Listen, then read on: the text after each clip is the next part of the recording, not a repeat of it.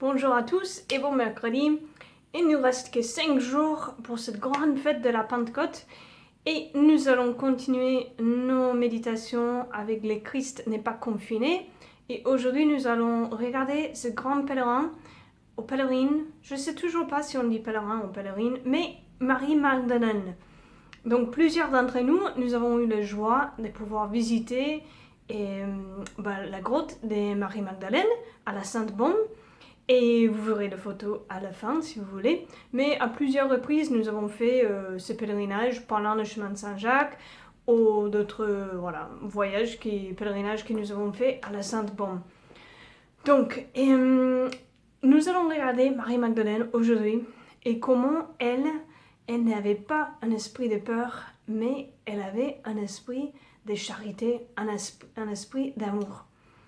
Et vous allez voir dans ce texte que nous allons lire, que vous connaissez sûrement, c'est après la résurrection du Seigneur, et où c'est Marie Magdalène qui va aller trouver la pierre qui n'est plus là, non. Et Jésus qui n'est plus là.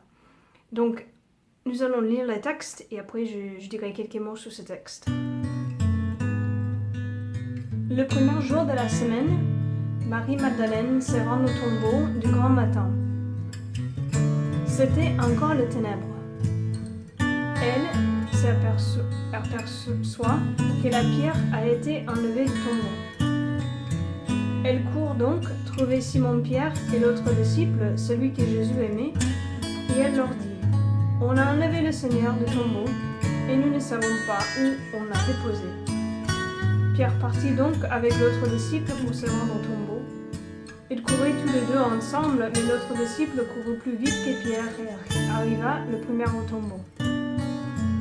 En se penchant, il aperçoit que les linges sont posés à plat.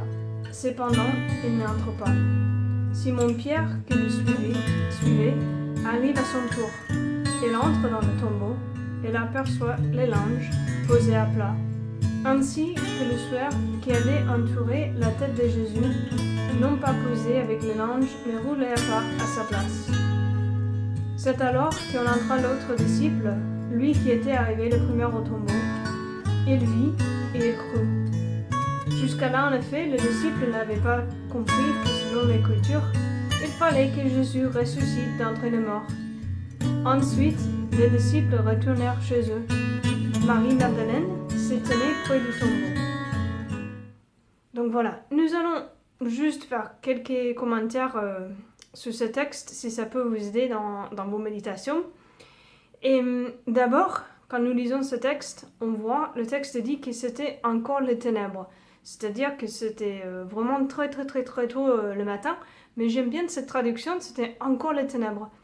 Et cependant, Marie Magdalène, elle n'a pas peur d'aller auprès de son Seigneur, auprès de son amour. En fait, tout au long de ce texte, ce que nous allons voir, c'est que Marie Magdalène n'est pas dans la mort, elle n'est même pas dans la résurrection, elle est tout simplement dans l'amour. C'est-à-dire qu'elle n'est pas dans des idées, elle n'est pas dans des théories, elle n'est pas dans ce qu'elle doit faire, ce qu'elle ne doit pas faire, ce qu'il convient de faire. Elle est dans l'amour. Elle veut être près de son Seigneur, point. Voilà, elle veut être près de son amour, point.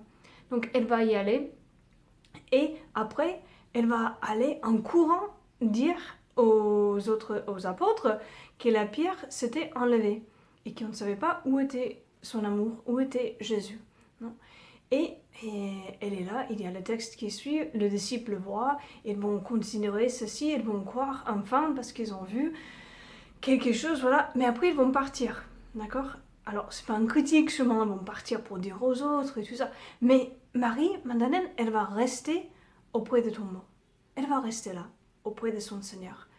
Et ensuite, on va voir que Jésus va apparaître, elle va l'appeler par son nom, et c'est là où elle va reconnaître que c'est vraiment le Seigneur. Mais toujours, quand nous lisons ce texte, et souvent quand nous le méditons, nous restons sur ce parti qui est très beau d'ailleurs, où Jésus va l'appeler par son prénom, et c'est là où elle va reconnaître que c'est Jésus. Mais moi, j'aimerais bien vous attirer l'attention au fait que Marie Magdalène, elle va courir.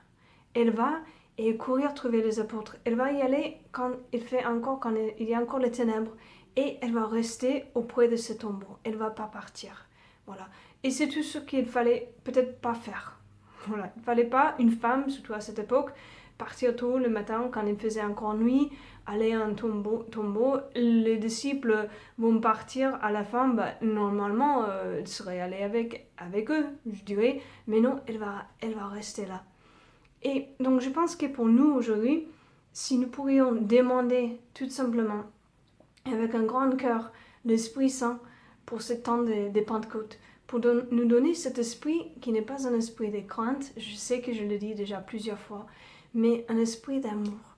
Un esprit qui nous fait agir par amour pour celui qui nous a sauvés, par amour pour celui qui chemine toujours avec nous, par amour et pour celui qui a tant aimé le monde, voilà, qu'il a donné sa vie pour nous et aussi pour tous. Voilà.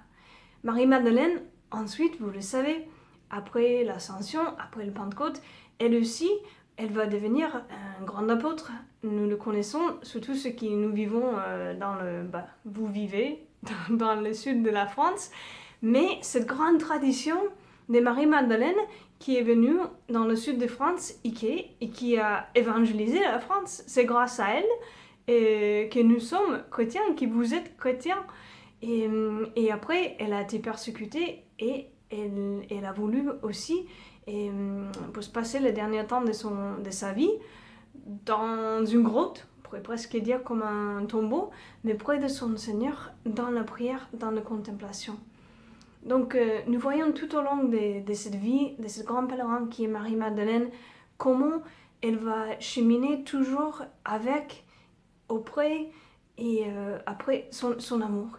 C'est cette passion, nous savons, je pense que j'ai déjà dit plusieurs fois aussi, mais quand notre motivation est l'amour, et nous faisons des choses que nous n'avons même pas imaginées, on n'a jamais pu imaginer qu'on pourrait le faire, quand c'est par amour.